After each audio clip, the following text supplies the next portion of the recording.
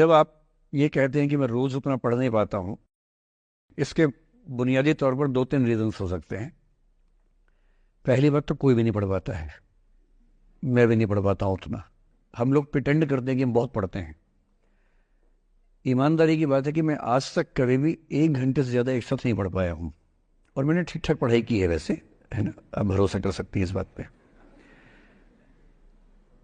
एक तो अपने आसपास ऐसे लोगों से बचिए जो बार बार दबाव बनाए कि मैं तो बहुत पढ़ता हूँ, तो कितना पढ़ती है। आप कितने घंटे का टारगेट लेके चल रहे हैं, एक प्रॉब्लम ये भी हो सकती है। आपकी उम्र में कॉलेज के अलावा अगर आप 3-4 घंटे पढ़ लेते हैं तो पर्याप्त है। कॉलेज के 3 साल सिर्फ पढ़ाई के लिए नहीं है, पढ़ाई से ज़्यादा सीखने के साल हैं, मंच पे आने के साल हैं। दोस्तों के साथ फिल्म देखिए, दोस्तों के साथ आउटिंग पे जाइए, रेस्टोरेंट में बैठ के खूब बकवास कीजिए उनके साथ। उसमें जो सीखेंगे वो केवल पढ़ाई से नहीं सीखेंगे। तो दिन में 3-4 घंटे बहुत होते हैं। और बाकी मैं एडवाइस करता हूँ बच्चों को कि बहुत सारी एक्टिविटीज़, जिसमें से एक एक्टिविटी चाय की दुकान पर दोस्तों के साथ बैठना, 1 घंटे बात करना भी शामिल है। पर्सनैलिटी ग्रूमिंग के लिए बहुत ज़रूरी है। फिर आप लोगों की उम्र में इमोशंस थोड़े उठापटक होती रहती है। अगर आप महीने के 30 दिन में से 6-7 दिन बीच में नहीं पढ़ पाते डिस्टर्बेंस से, तो इसका मतलब है कि आप दिमागी तौर पर एकदम ठीक हैं। चिंता उनकी है कि जो रोज पढ़ रहे हैं। इसका मतलब वो अपनी उम्र में जी नहीं रहे, वो किसी और उम्र में जी रहे हैं। तो ठीक है, कभी कभी डिस्टर्बेंस आएगी, उसको एंजॉय कीजिए। डिस्टर्बेंस बस सुंदर प्यारी होनी चाहिए, इतना ध्यान रखिए, है ना। जिसकी वजह से नींद उड़ी हुई है वो अच्छा होना चाहिए, बाकी तो ठीक है। Namaste, sir. Thank you, sir, for this session, sir. I extend my gratitude, sir. It was an honor to listen to you, sir.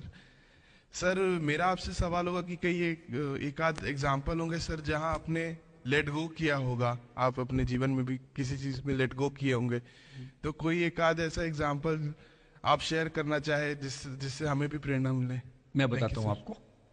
जो मैंने कहा कि 7-8 साल पहले मैं थोड़ा एंग्जाइटी का शिकार हुआ।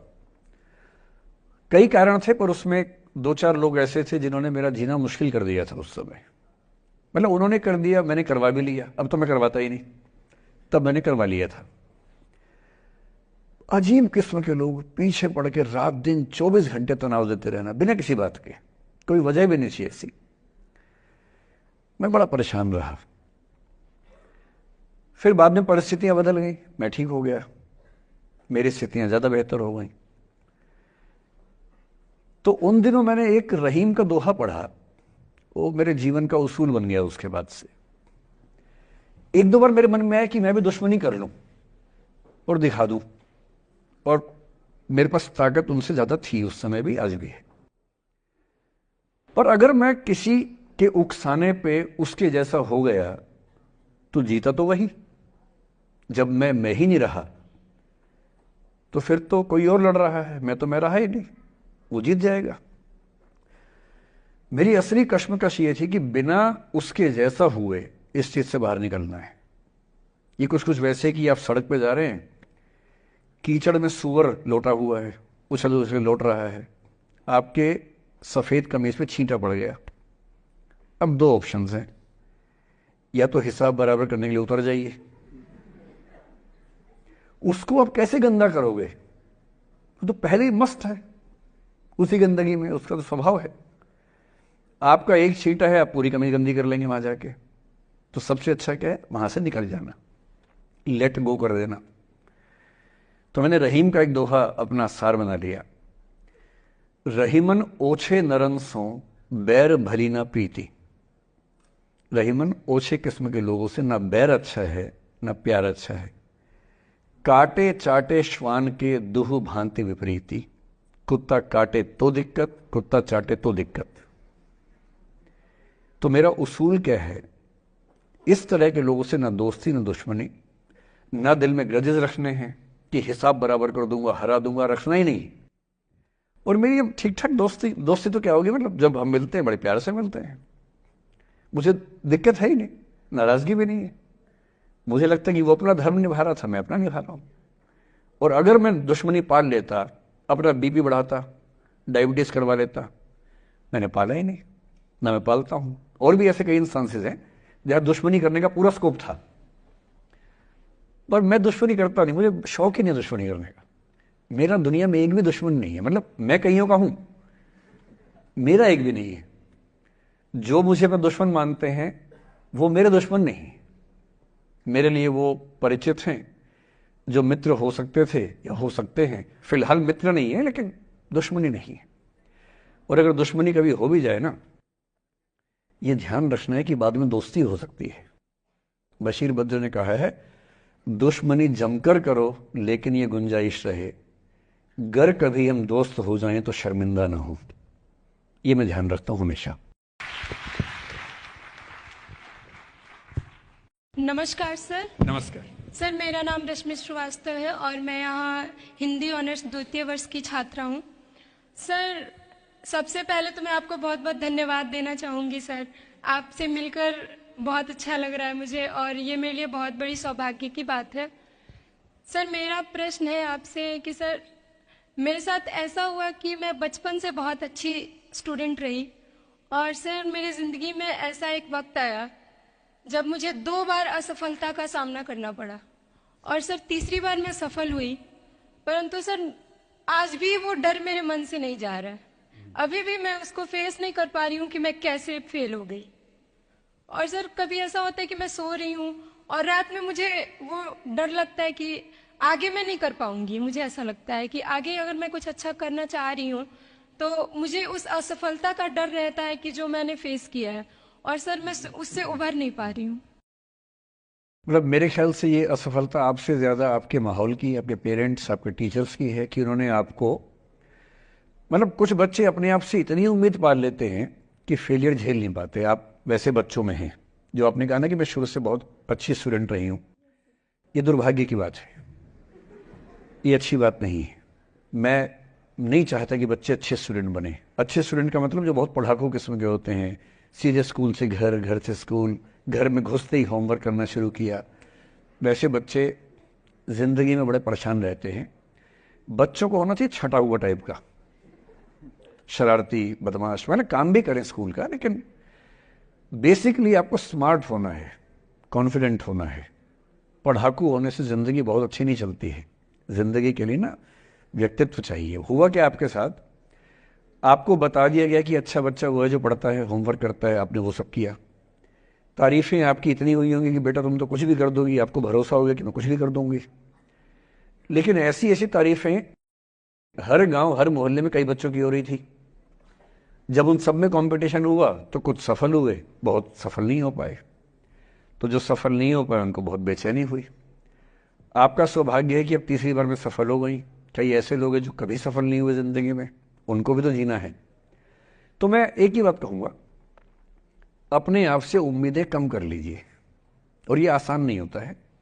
इसका तरीका ये है कि एक दो ऐसे अच्छे दोस्त जो अच्छे भी हैं, दोस्त भी हैं, और बहुत उम्मीदें ना रखते हैं, ना आपको रखने देंगे अपने आप से। डायरी लिखने से लेकर कुछ अच्छे उपन्यास पढ़ना, अच्छी फिल्में देखना, जो आपको सहज होना सिखाएं, न कि महान होना सिखाएं। महानता से बड़ा कोई रोग नहीं है, इस चक्कर में नहीं पड़ना है। सामान्य होना है। असली जद्दोजहद सामान्य होने की है, महान होने की नहीं है। सहज होना है। तो अपने आप से क्या कहना, रोज कहना है, कोशिश पूरी करूंगी, सफलता मिल गई तो बढ़िया, नहीं तो क्यों डरे, जिंदगी में क्या होगा, कुछ ना होगा तो तजुर्बा होगा, और भाड़ में जाए सीधी सी रात। नमस्ते सर। सर मेरा क्वेश्चन थोड़ा सा इनसे अलग है। सर जैसे आपने कहा कि लेट गो करना चाहिए, लेकिन क्या करना चाहिए? लेट गो हाँ, करना चाहिए। हमने भी ये चीज़ सुनी है कि जिसके नसीब में जो लिखा होता है एक दिन उसे वो मिलता ही है, तो उसके लिए हमें परिश्रम करना चाहिए। तो सर एक इनके बीच में क्या एक थिन लाइन नहीं है कि हमने सोचा जैसे 71st डे पर मुझे ऐसा लग रहा है कि अब मुझसे और नहीं होगा, अब मैं नहीं करूंगी, माना कि वो गिव अप भी कहा जाता है, लेकिन अगर मेरे नसीब में है कि नहीं यार कल ये तुझसे हो जाएगा, अगर मैं कोई भी टास्क कर रही हूँ कल ये कंप्लीट होगा, लेकिन मैं सोचूं नहीं मेरे से ये प्रेशर नहीं हो रहा, I should let go this, I should start some other thing, तो क्या ये मुझे लेट गो करना कभी रिग्रेट नहीं कर सकते क्या लाइफ में, यार एक दिन और ट्राई कर लेते तो शायद मिल ही जाता। देखिए, जो नसीब का मामला है, मेरे ख्याल से आपकी उम्र में नसीब को नहीं मानना चाहिए। दुनिया में किसी को नहीं पता कि नसीब है या नहीं, और है तो कितना है। सब तुक्का लगा रहे हैं, मैं भी तुक्का लगा रहा हूं। ठीक, जो हार जाता है ना, उसको तसल्ली देना बहुत जरूरी है, वरना वो जी नहीं पाएगा। और पराजित व्यक्ति को तसल्ली देने के लिए सबसे अच्छा शब्द है नसीब, भाग्य, नियति। बहुत जरूरी है। और इसलिए एक उम्र के बाद गीता का सार पढ़ना बहुत जरूरी है। समझना पड़ता है कि सब कुछ हमारे हाथ में नहीं होता है, सच में नहीं होता है। पर इसका मतलब ये भी नहीं है कि सब कुछ किसी और के हाथ में होता है। अगर ऐसा होता तो बिना मेहनत करने वाले आईएएस बन जाते या कुछ भी बन जाते। ये हो सकता है कि आईएएस बनने के एग्जाम में 10 ने मेहनत की, उनमें से 8 का हुआ, 2 का नहीं हुआ। पर यह नहीं हो सकता कि एक आदमी ने मेहनत नहीं की तो उसका आईएएस हो गया। बिना मेहनत के तो नसीब भी नहीं मिलने वाला है। इसलिए ये मान लीजिए कि कुछ ना कुछ चीजें हमारे कंट्रोल में नहीं है, लेकिन जितना कंट्रोल में है उस पर पूरी ताकत लगाएंगे, पूरा डिसिप्लिन रखेंगे, तो हम अपनी किस्मत सबसे अच्छी लिख पाएंगे। सबसे अच्छी मतलब बाकियों से नहीं, मेरी जितनी अच्छी हो सकती है उतनी अच्छी लिख पाएंगे।